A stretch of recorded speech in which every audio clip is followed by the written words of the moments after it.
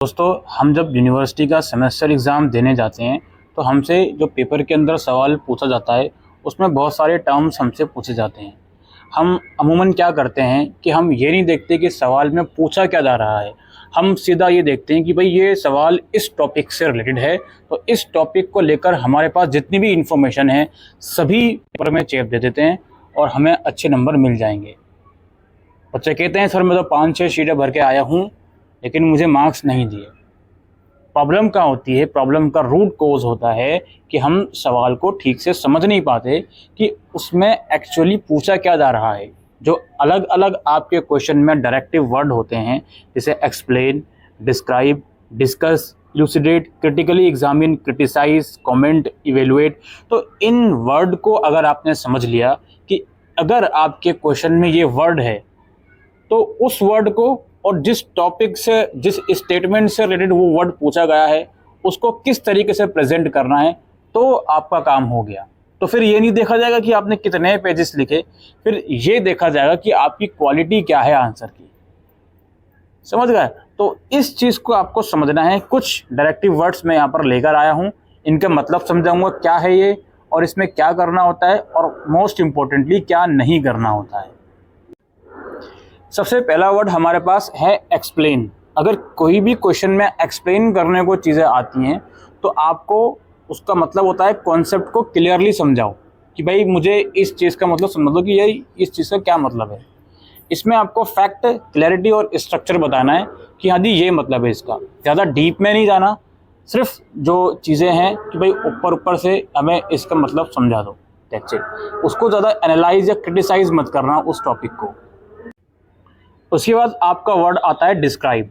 Describe में जो भी कॉन्सेप्ट को डिस्क्राइब करने को कहा जा रहा है उसका जो भी फैक्ट होता है उस कॉन्सेप्ट का, बस वही आपको लिखना होता है।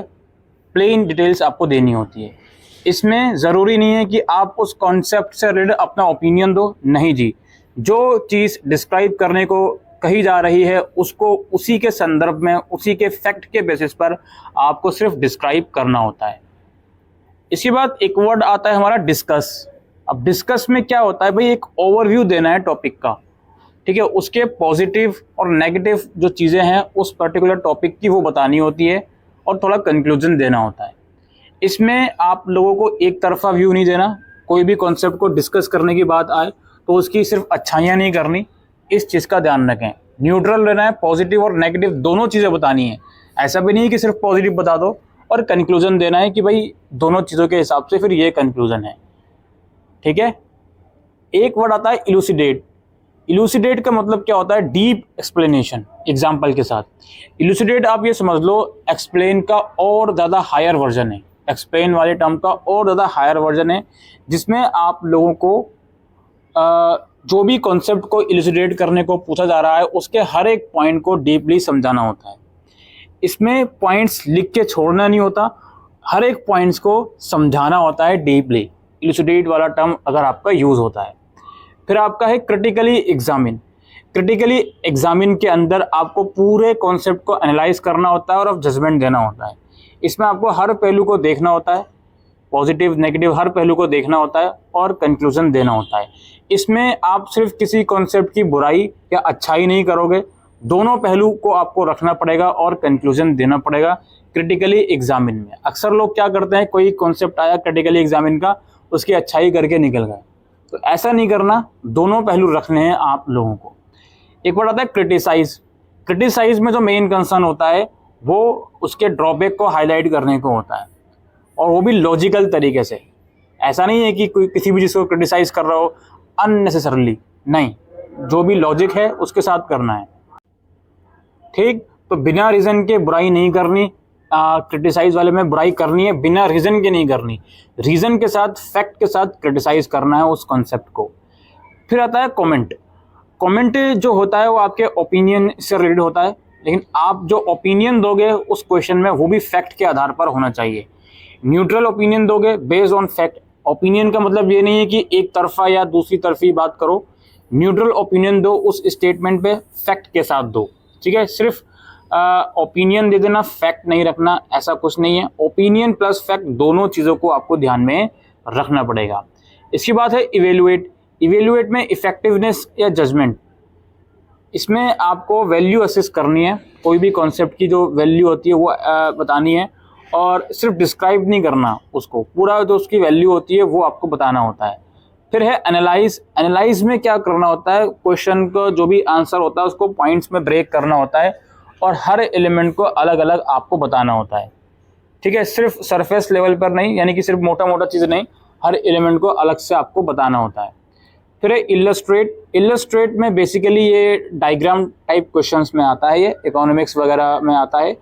इसमें डायग्राम के साथ चीज़ों को समझाना होता है, रियल वर्ल्ड एग्जाम्पल के साथ, बिना एग्जाम्पल के एब्स्ट्रैक्ट बातें नहीं, यानी कि कुछ भी लिख रहा हो बिना एग्जाम्पल के वो नहीं, हर एक चीज़ इसमें एग्जाम्पल के साथ आपको बतानी पड़ेगी इलस्ट्रेट वाले कॉन्सेप्ट में।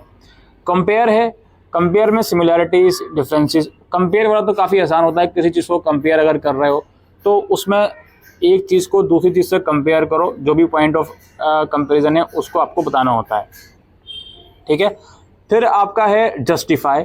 जस्टिफाई में कोई भी स्टेटमेंट होती है उसको जस्टिफाई करना है, यानी कि कोई भी स्टेटमेंट अगर गिवन है, एजुकेशन इज़ अ बैकबोन, अब बस इस स्टेटमेंट को जस्टिफाई करना है आपको, प्रूफ के साथ, लॉजिक के साथ, ठीक है। और इसमें क्या है, बिना रीज़न के सपोर्ट मत करो। अब ये पॉइंट थोड़ा सा आपको समझना पड़ेगा, कोई भी स्टेटमेंट को आपको जस्टिफाई करने को जब कहा जाता है तो उसके पीछे वैसे भी रीज़न होते हैं, तो उन्हीं रीज़न के साथ उन्हें स्टेटमेंट को जस्टिफाई करना है। एक होता है आउटलाइन, बेसिक स्ट्रक्चर दो किसी चीज़ का, ठीक है, शॉर्ट बुलेट पॉइंट में दो, ज़्यादा डीपली एक्सप्लेन नहीं करना है उस चीज़ को, और बस यही है, डिटेल में नहीं जाना। आउटलाइन का मतलब बेसिक स्ट्रक्चर होना चाहिए उस कॉन्सेप्ट का, और कुछ मेन पॉइंट आपको देने, उन पॉइंट्स को ज़्यादा डीपली एक्सप्लेन नहीं करना। एक होता है ट्रेस। ट्रेस का मतलब होता है हिस्ट्री या डेवलपमेंट, इसमें जो भी चीज़ों का आपसे पूछा जा रहा है उसको सीक्वेंस वाइज डिटेल में बताना पड़ता है उस चीज़ को। सिर्फ करंट सिचुएशन की बात मत करो, यानी कि सिर्फ एक चीज़ की बात मत करो, एक सिचुएशन की। जो भी कॉन्सेप्ट है, ट्रेस द फीचर्स, जो भी चीज़ें हैं उसको सीक्वेंस वाइज हिस्टोरिकल वे में आपको समझाना होता है। तो ये कुछ डायरेक्टिव वर्ड्स थे जो मैं इस वीडियो में डिस्कस करने आया था। उम्मीद करते हैं ये वीडियो आपको यूज़फुल लगी हो, तो वीडियो को शेयर कीजिएगा। Thank you.